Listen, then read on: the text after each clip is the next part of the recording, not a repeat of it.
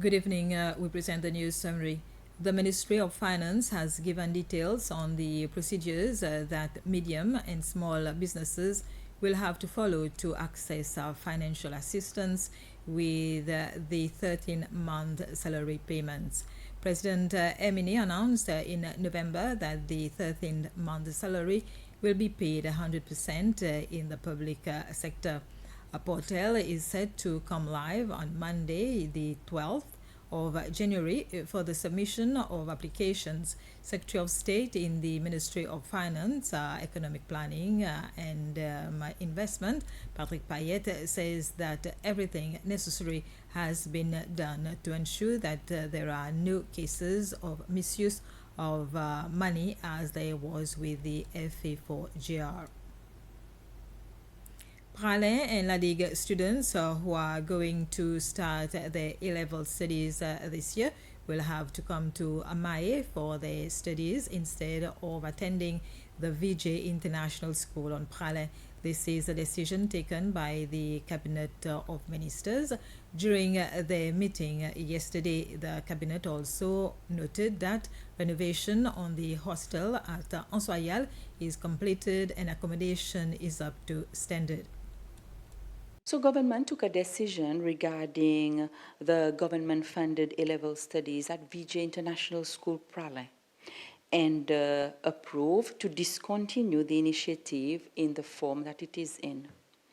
So we would know that a decision was taken previously for government to fund Pralin and Ladig students to attend their A-level studies at the VJ International School on Pralin. What government has realized that this is costing quite a bit. So it's costing government 103,000 rupees per year per student, whereas if they come to Mahe at SALS, this would cost government 65,000 rupees per year per student. So the decision is that no new S5 students graduate will go onto the program.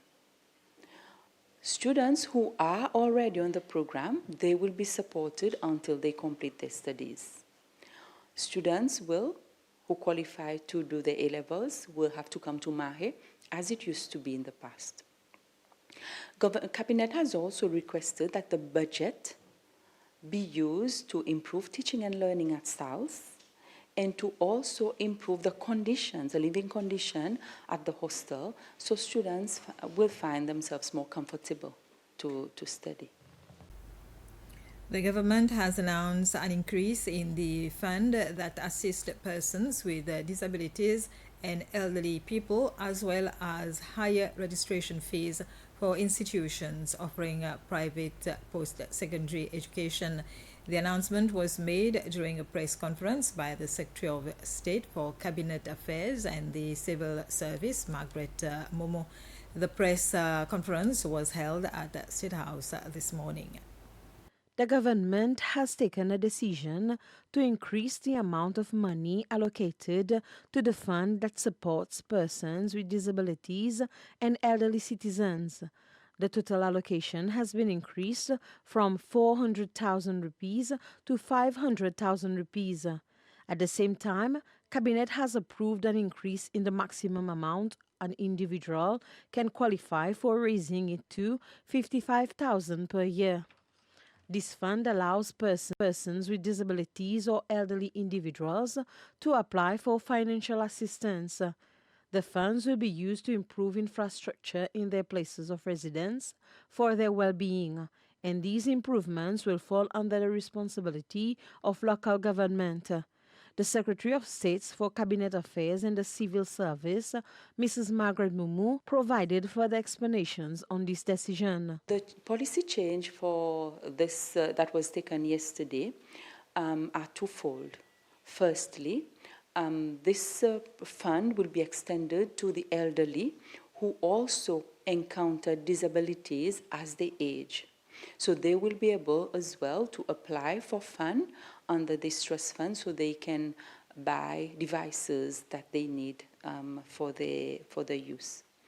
The second change is that changes that were necessary with the house to allow for comfort, this will be funded under the local government. So for instance, if an individual needed a ramp, so that they can go into their home or go into their bathroom, or if they need to fix their bathroom so that they can easily go in with their wheelchair and all that, all these projects will be funded under the local government fund. So this Disability Trust Fund will be solely used for assistive devices moving forward. Another decision approved by Cabinet concerns an increase in registration fees for private institutions offering post-compulsory education and training. The last time such a review was conducted was in 2005, and the new changes will depend on the size of the organization. It was felt necessary to review the fee structure, given that the last review was done in 2005. So those post-compulsory education providers, they are the providers that provide training, professional development opportunities for people who are no longer in professional centers. So this can be done in the workplace, can be done at university level. These are the kind of institutions that we are talking about.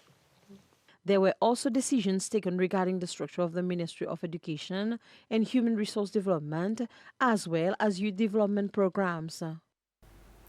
Political party L'Alliance Nouveau Cécile met with representatives of SBC at the National Library to discuss the changes in the party.